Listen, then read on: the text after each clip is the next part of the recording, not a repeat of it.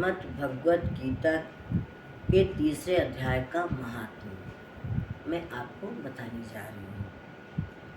श्री भगवान कहते हैं, प्रिय जन, स्थान में एक जड़ नामक ब्राह्मण था जो कौशिक वंश में उत्पन्न हुआ था।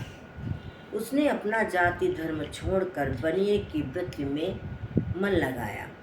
उसे पराई स्त्रियों के साथ व्यभिचार करने का व्यसन पड़ गया था। उसे पराई स्त्रियों के साथ करने का वह सदा जुआ खेलता, शराब पीता और शिकार खेलकर जीवों की हिंसा करता था। इसी प्रकार उसका समय बीतता गया। धन नष्ट हो जाने पर वह व्यापार के लिए बहुत दूर उत्तर दिशा में चला गया। वहाँ से धन कमाकर घर की ओर लौटा। बहुत दूर तक का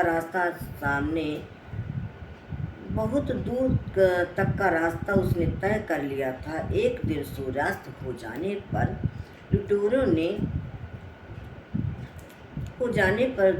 जब दसों दिशाओं में अंधकार फैल गया, तब एक वृक्ष के नीचे उसे लुटेरों ने धर दबाया और शीघ्र ही उसके प्राण ले लिए। उसके धर्म का लोप हो गया, इसलिए वो बड़ा भयानक प्रेत हुआ। उसका पुत्र बड़ा धर्मात्मा और वेदों का विद्वान था। उसने अब तक पिता के लौट आने की राह देखी। जब वे नहीं आए तब उनका पता लगाने के लिए वो स्वयं भी घर छोड़कर चल दिया। वो प्रतिदिन खोज करता, मगर राहगीरों से पूछने पर भी उसे उनका कोई समाचार नहीं मिला। तदनंतर एक दिन एक मनुष्य से उसकी भेंट हुई जो उसके पिता का सहायक था। वो बड़ा बुद्धिमान था। बहुत कुछ सोच विचार कर पिता का पारलौकिक कर्म करने की इच्छा से आवश्यक सामग्री साथ ले उसने काशी जाने का विचार किया। मार्ग में 7-8 मुकाम डालकर वह 9वें दिन उससे वृक्ष के नीचे पहुंचा जहां उसके पिता मारे गए थे। उस स्थान पर उसने संध्योपासना की और गीता के तीसरे अध्याय का पाठन किया।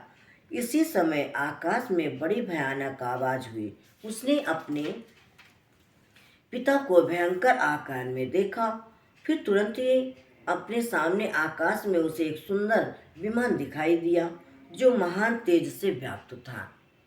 उसमें अनेकों क्षुद्र घंटिकाएं लगी थीं।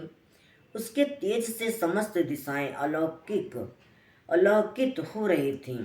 यह दृश्य देखकर उसके चित्त की व्याकुलता दूर हो गई थी। उसने विमान पर अपने पिता को दिव्य रूप धारण किए विराजमान देखा। उनके शरीर पर पीतांबर शोभा पा रहा था और मुनिजन उनकी स्तुति कर रहे थे। उन्हें देखते ही पुत्र ने प्रणाम किया। तब पिता ने भी उसे आशीर्वाद दिया। तत्पश्चात उसने पिता से यह सारा वृत्तांत पूछा। उसके उत्तर में पिता ने सब सारी बात बताकर इस प्रकार कहना प्रारंभ किया कि बेटा, दैववश मेरे निकट गीता के तृतीय अध्याय का पाठ करके तुमने इस शरीर के द्वारा किए हुए दुस्तज कर्म बंधन से मुझे छुड़ा दिया। अतः अब घर लौट जाओ, क्योंकि जिसके लिए तुम काशी जा रहे थे वह प्रयोजन इस समय तृतीय अध्याय के पाठ में ही सिद्ध हो गया है। पिता के यूं कहने पर पुत्र ने पूछा, तात, मेरे हित का उपदेश दीजिए तथा और कोई कार्य जो मेरे लिए करने योग्य हो बतलाइए। तब पिता ने उससे कहा, अनज्ञ, तुम यही कार्य फिर करना। मैंने जो कर्म किया है वही मेरे भाई ने भी किया था। इससे वो घोर नरक में पड़े हैं। उनका भी तुम्हें उद्धार करना चाहिए तथा मेरे कुल के और भी जितने लोग नरक में पड़े हैं उन सब का भी उद्धार तुम्हारे द्वारा हो जाना चाहिए। यही मेरा मनोरथ है। बेटा, जिस साधन के द्वारा तुमने मुझे संकट से छुड़ाया है उसी का अनुष्ठान औरों के लिए भी करना उचित है। उसका अनुष्ठान करके उससे होने वाला पुण्य उनकी नारकीय जीवों को संकल्प करके दे दो, उस जिससे वे समस्त पूर्वज मेरी की ही तरह यातना से मुक्त हो स्वल्प काल में ही श्री विष्णु के पदम पद को प्राप्त हो जाएंगे। पिता का यह संदेश सुनकर पुत्र ने कहा, तात, यदि ऐसी बात है और आपके भी ऐसी ही रुचि है तो मैं समस्त नारकी जीवों का नरक से उद्धार कर दूंगा। यह सुनकर उसके पिता बोले, बेटा एवमस्तु, तुम्हारा कल्याण हो, मेरा अत्यंत प्रिय कार्य संपन्न हो गया। इस प्रकार पुत्र को आश्वासन देकर उसके पिता भगवान विष्णु के परम धाम को चले गए। तत्पश्चात वह भी लौटकर जन स्थान में आया और परम सुंदर भगवान श्री कृष्ण के मंदिर में उनके समक्ष बैठकर पिता के आदेशानुसार गीता के तीसरे पाठ का अध्याय का पाठ करने लगा।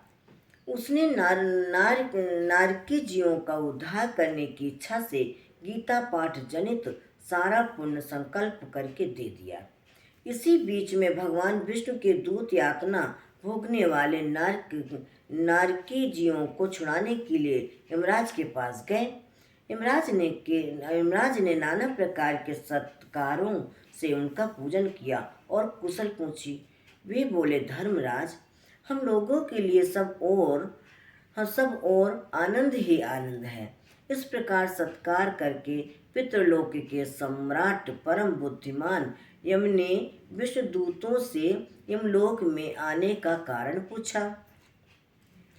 तब विष्णुदूतों ने कहा, यमराज, शेष शैया पर शयन करने वाले भगवान विष्णु ने हम लोगों के मुख से आपकी कुशल पूछते हैं और यह आज्ञा देते हैं कि आप नरक में पड़े हुए समस्त प्राणियों को छोड़ दें। अमित तेजस्वी भगवान विष्णु का यह संदेश सुनकर यम ने मस्तक झुकाकर उसे स्वीकार किया और मन ही मन कुछ सोचा। तत्पश्चात मदोन्मत्त नारकी जीवों को नरक से मुक्त देकर उसके साथ ही वे भगवान विष्णु के वास स्थान को चले गए। यमराज श्रेष्ठ विमान के द्वारा जहाँ क्षीर सागर है वहाँ जा पहुँचे। उसके भीतर कोटि कोटि सूर्यों के समान कांतिवान नील कमल दल के समान श्याम सुंदर लोकनाथ जगद्गुरु श्री हरि का उन्होंने दर्शन किया। भगवान का तेज उनके सया बने हुए शेषनाग के फणों की मणियों के प्रकार से दुगना हो रहा था। वे आनंद युक्त दिखाई दे रहे थे। उनका हृदय प्रसन्नता से परिपूर्ण था। भगवती लक्ष्मी अपने सरल चितवन से प्रेम पूर्वक उन्हें बार बार निहार रही थीं। चारों ओर योगी जन भगवान की सेवा में खड़े थे। उन योगियों की आंखों के तारे ध्यानस्थ होने के कारण निश्चल प्रतीक होते थे। देवराज इंद्र अपने विरोधियों को परास्त करके उद्देश्य से भगवान की स्तुति कर रहे थे। ब्रह्मा जी के मुख से निकले हुए वेदांत वाक्य मूर्तिमान होकर भगवान के गुणों का गान कर रहे थे। भगवान पूर्णतः संतुष्ट होने के साथ ही समस्त योनियों की ओर से उदासीन प्रतीत होते थे। जीवों में से उन्होंने योग साधन के द्वारा अधिक पुण्य संचय किया था। उन सबको एक ही साथ वे कृपा दृष्टि से निहार रहे थे। भगवान सबके स्वरूप भूत अखिल चराचर जगत को आनंदपूर्ण दृष्टि से आमोदित कर रहे थे। शेषनाग की प्रभाव से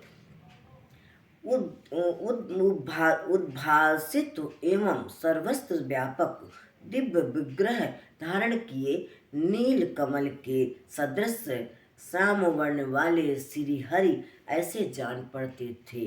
मानो चांदनी से घिरा हुआ आकाश सुशोभित हो रहा हो।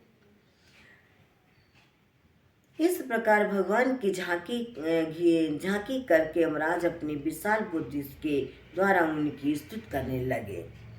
यमराज बोले, संपूर्ण जगत का निर्माण करने वाले परमेश्वर, आपका अंतःकरण अत्यंत निर्मल है। आपके मुख से ही वेदों का प्रादुर्भाव हुआ है। आप ही विश्व स्वरूप और इसके विधायक ब्रह्मा हैं।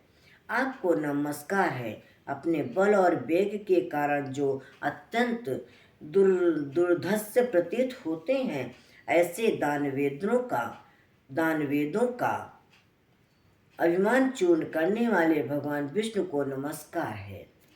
पालन के समय सत्तत्वमय शरीर धारण करने वाले विश्व के आधारभूत सर्वव्यापी श्री हरि को नमस्कार है। समस्त देहधारियों की पातक राशियों को दूर करने वाले परमात्मा को प्रणाम है। जिनके ललाटवर्ती नेत्र के तनिक सा खुलने पर भी आग की लपटें निकलने लगती हैं, उन रुद्र रूपधारी आप परमेश्वर को नमस्कार है। आप संपूर्ण विश्व के गुरु, आत्मा और महेश्वर हैं।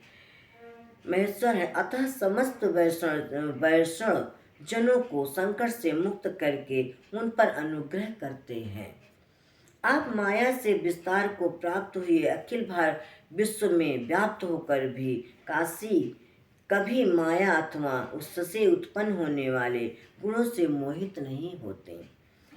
माया तथा माया जनित गुणों के बीच में स्थित होने पर भी आप पर उनमें से किसी का प्रभाव नहीं पड़ता। आपकी महिमा अनंत नहीं है। आपकी महिमा का अंत नहीं है, क्योंकि आप असीम हैं। आप असीम हैं, फिर आप वाणी के विषय कैसे हो सकते हैं? अतः मेरा मौन रहना ही उचित है।